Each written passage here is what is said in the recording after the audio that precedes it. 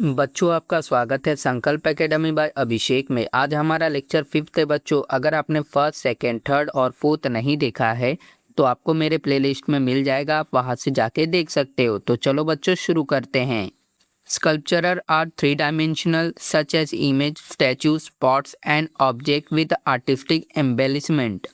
स्कल्पचरल्स यानी कि मूर्तियाँ हमेशा थ्री डायमेंशनल यानी कि 3D होती हैं, जैसे भगवान की इमेजेस यानी कि मूर्तियाँ, बड़ी स्टैचूज, मिट्टी के पॉट्स यानी कि मटके, या कोई भी ऐसी चीज़ जिसे आर्टिस्टिक एम्बेलिशमेंट यानी कि सुंदर सजावट के साथ सजाया गया हो।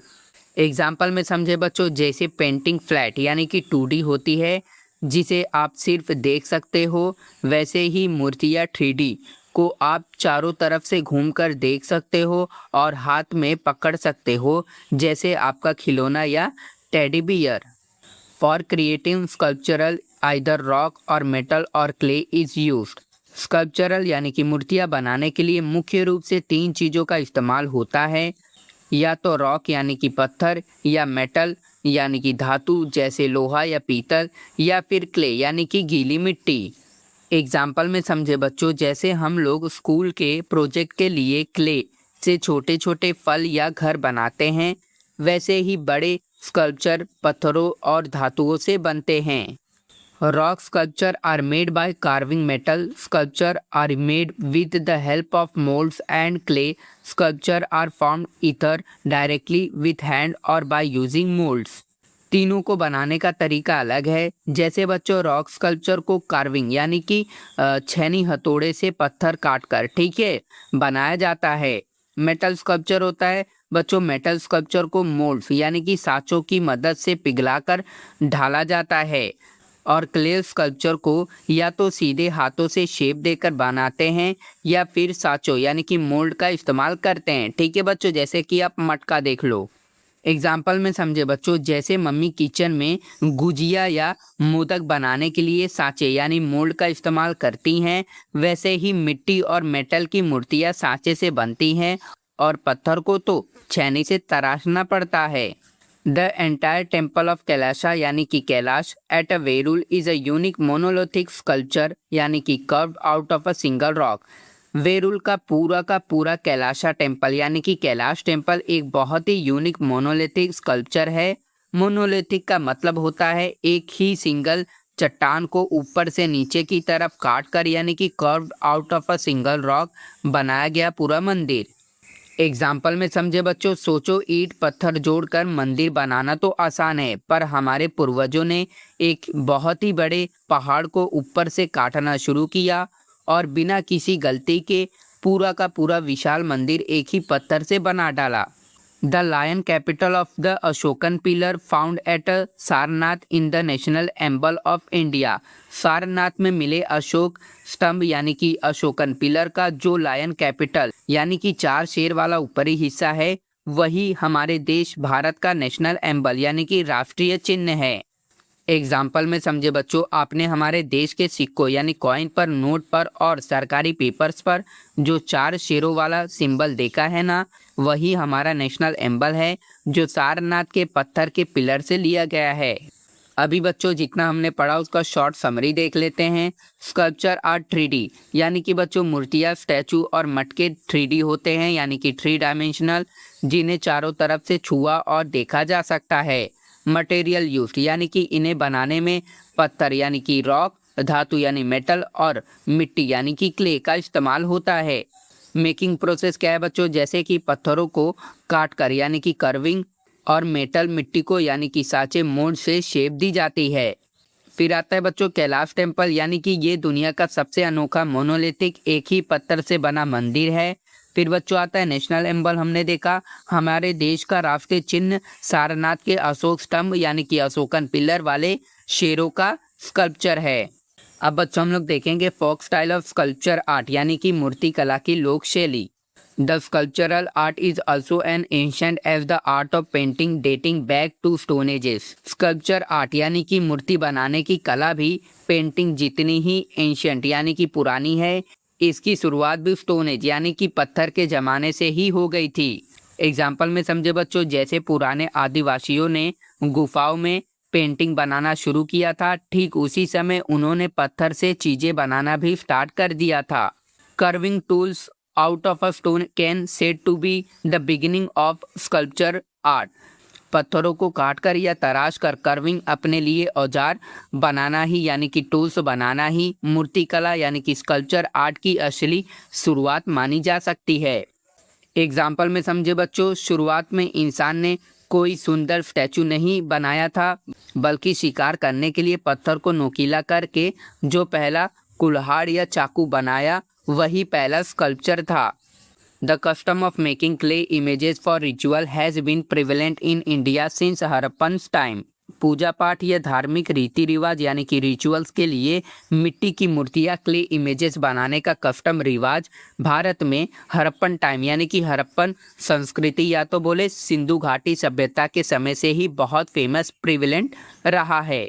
यानी आज से लगभग 5000 साल पहले भी जब हमारे देश में सिंधु घाटी सभ्यता थी, हड़प्पन सभ्यता थी, तब भी बच्चे मिट्टी के खिलौने से खेलते थे और लोग मिट्टी की मूर्तियों की पूजा करते थे। It has continued till today in many regions like Bengal, Bihar, Gujarat, Rajasthan etcetera. ये मिट्टी की मूर्तियाँ बनाने की परंपरा आज भी रुकी नहीं है, बल्कि भारत के कई रीजन इलाकों जैसे बंगाल, बिहार, गुजरात और राजस्थान में आज भी लगातार कंटिन्यू चल रही है। एग्जाम्पल में समझे बच्चों, जैसे आज भी हमारे घरों में त्यौहार पर मिट्टी के दिए या मूर्तियाँ आती हैं, ये सदियों पुरानी परंपरा का हिस्सा है। The Ganesh idol making of Gauri bull figuring made for the festival of Bailpola, wooden memorial, Virgil's memorial stone, the decorated clay storage bins, etc. are few examples of the folk tradition of sculptural art. In folk art यानी कि लोक कला के कुछ बहुत ही सुंदर example हमारे आसपास है। जैसे बच्चों गणेश आइडल, गणेश उत्सव की मूर्तियाँ हमारे महाराष्ट्र में भी आती है, गुजरात में भी और हर जगह। ठीक है बच्चों। मास्क ऑफ गौरी यानी कि गौरी पूजा के मुखौटे, बुल फिगरिंग फॉर बेलपोला यानी कि बेलपोला त्यौहार पर बनने वाले मिट्टी के बैल। फिर आता है बच्चों वुडन मेमोरियल एंड वीरगल्स यानी कि वीर शहीदों की याद में बने लकड़ी और पत्थर के स्मारक memorial stone. Decorated clay storage beans यानी कि अनाज रखने के लिए मिट्टी के सुंदर सजे हुए कोठे या तो डब्बे। एग्जाम्पल में समझे बच्चों, जैसे महाराष्ट्र में बेलपोला के दिन हम मिट्टी के बैलों की पूजा करते हैं या गणेश चतुर्थी पर गणपति बप्पा की मूर्ति लाते हैं, ये सब हमारी फोक स्कल्पचर आर्ट के ही रूप हैं। तो बच्चों अभी हमने जितना पढ़ा उसका शॉर्ट समरी देख लेते हैं। एंशिएंट आर्ट यानी कि मूर्ति कला भी पत्थरों के ज़माने स्टोन एज जितनी ही पुरानी है। फिर हमने देखा फर्स्ट स्कल्पचर, पत्थर को काट कर औजार टूल बनाना ही इस कला की शुरुआत थी। फिर हमने देखा हड़प्पन कनेक्शन यानी कि पूजा के लिए मिट्टी की मूर्तियाँ बनाने का काम हड़प्पन काल से चल रहा है। फिर हमने देखा है एक्टिव स्टेटस यानी बंगाल, बिहार, गुजरात और राजस्थान में ये परंपरा आज भी बहुत मशहूर है। फिर हमने देखा फोक एग्जाम्पल, गणेश जी की मूर्ति, बेलपोला के मिट्टी के बैल और वीरों की याद में बने वीरगल्स इसके सबसे बेस्ट एग्जाम्पल हैं। तो बच्चों अभी हम लोग देखेंगे classical style of sculptural art यानी कि मूर्तिकला की शास्त्रीय शैली। The Harappan seal stone and bronze statue tell us about the 500-year-old or even older tradition of the Indian tradition of sculptural art. Harappan संस्कृति का सील यानी कि मोहरे, पत्थरों की और ब्रॉन्ज यानी कि कांसे या तो मेटल की स्टैचू हमें बताती है कि भारत में मूर्तिकला स्कल्पचरल आर्ट की परंपरा 5000 साल या उससे भी ज़्यादा पुरानी है। एग्जाम्पल में समझे बच्चों, सोचो आज से 5000 साल पहले जब दुनिया के बाकी लोग ठीक से रहना भी नहीं जानते थे, तब हमारे देश के कलाकार मेटल को पिघलाकर सुंदर मूर्तियाँ बना रहे थे। It is said that the tradition of carving out stone sculptural of a large size began in the Mauryan period with the Ashokan pillar. ऐसा कहा जाता है कि बड़े साइज यानी कि लार्जर साइज के पत्थरों को काटकर मूर्तियाँ और खंबे बनाने की परंपरा मौर्यन पीरियड यानी कि मौर्य काल में सम्राट अशोक के पिलर्स, अशोकन पिलर्स के साथ शुरू हुई थी। एग्जाम्पल में समझे बच्चों, पहले छोटी मूर्तियाँ बनती थी, पर मौर्य राजाओं के समय से हमारे कलाकारों ने बड़े बड़े पहाड़ों के पत्थरों को काटकर विशाल खंबे और बड़ी मूर्तियाँ बनाना स्टार्ट किया। The Sanchi stupa was erected in emperor Ashok time. विश्व प्रसिद्ध सांची स्तूपा, सांची का स्तूप भी सम्राट अशोक के समय ही बना यानी कि इरेक्ट किया गया था। एग्जाम्पल में समझे बच्चों, ये एक बहुत बड़ा उल्टे कटोरे जैसा दिखने वाला सुंदर स्टैचू है जिसे बौद्ध धर्म के पवित्र अवशेषों को सुरक्षित रखने के लिए बनाया गया था। However, the beautiful sculpture embellishment of the stupa are supposed to be later addition. हालांकि इस स्तूप के चारों तरफ जो बहुत ही सुंदर स्कल्पचर एम्बेलिशमेंट, मूर्तियों की सजावट और सुंदर गेट्स दिखते हैं, वे बाद के समय में जोड़े गए यानी कि लेटर एडिशन माने जाते हैं। एग्जाम्पल में समझे बच्चों, जैसे पापा पहले एक सिंपल घर बनवाते हैं और कुछ साल बाद हम उसमें सुंदर लाइट और नेम प्लेट्स लगवाकर उसे और सजा देते हैं, वैसे ही इस स्तूप को बाद के राजाओं और कलाकारों ने मूर्तियों से सजाया। The sculpture at Bharut are testimonies of the continuous development of sculpture art in India. Bharhut नाम की जगह पर जो मूर्तियाँ मिली हैं वे इस बात का पक्का सबूत टेस्टिमनीज है कि भारत में मूर्तिकला का विकास लगातार यानी कि कंटिन्यूअस डेवलपमेंट होता रहा। एग्जाम्पल में समझे बच्चों, भारत की मूर्तियों को देखकर पता चलता है कि हमारे देश के आर्टिस्ट वक्त के साथ नई नई डिजाइन और आइडियाज सीख रहे थे और उनकी कला और बेहतर होती जा रही थी। Buddhism was spread far and wide in many countries outside India. बौद्ध धर्म यानी कि बुद्धिज़्म भारत के बाहर दुनिया के कई अलग अलग देशों में दूर दूर तक यानी कि फार एंड वाइड फैल गया था। एग्जाम्पल में समझे बच्चों, हमारे देश के साधु और राजा विदेशों में गए और उन्होंने श्रीलंका, चीन, जापान और इंडोनेशिया जैसे देशों में बौद्ध धर्म की अच्छी बातें फैलाई।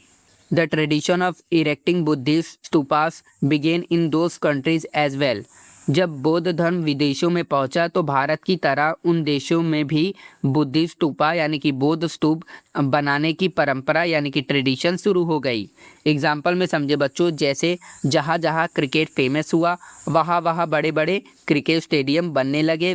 The stupa at Borobudur in Indonesia is the largest stupa in the world. Indonesia देश में बोरोबुदुर का स्तूप पूरी दुनिया का सबसे बड़ा स्तूप, largest stupa in the world है। ये इतना बड़ा है और शानदार है कि इसे देखने के लिए पूरी दुनिया से लाखों लोग इंडोनेशिया जाते हैं। ये कला की दुनिया का एक अजूबा है। It was built during the 8th to 9th century CE. It was declared as a World Heritage Site in 1991. इसे 8वीं और 9वीं सेंचुरी के दौरान बनाया गया था। इसकी महानता को देखते हुए साल 1991 में इसे वर्ल्ड हेरिटेज साइट यानी कि विश्व धरोहर घोषित यानी कि डिक्लेयर किया गया। एग्जाम्पल में समझे बच्चों, जैसे हमारे देश के ताजमहल और अजंता की गुफाओं को पूरी दुनिया के लिए कीमती मानकर सुरक्षित रखा गया है, वैसे ही 1991 में बोरोबुदुर को भी यह खास सम्मान मिला। तो बच्चों, अभी हमने जितना पढ़ा उसका शॉर्ट समरी देख लेते हैं। ओल्ड हिस्ट्री यानी कि भारत में मूर्तियां बनाने का इतिहास 5000 साल से भी ज़्यादा पुराना है। फिर हमने देखा बच्चों मौर्यन आर्ट यानी कि सम्राट अशोक के समय से बड़े पत्थरों को काटकर खंबे और सांची स्तूप जैसी शानदार चीज़ें बनाना शुरू हुई।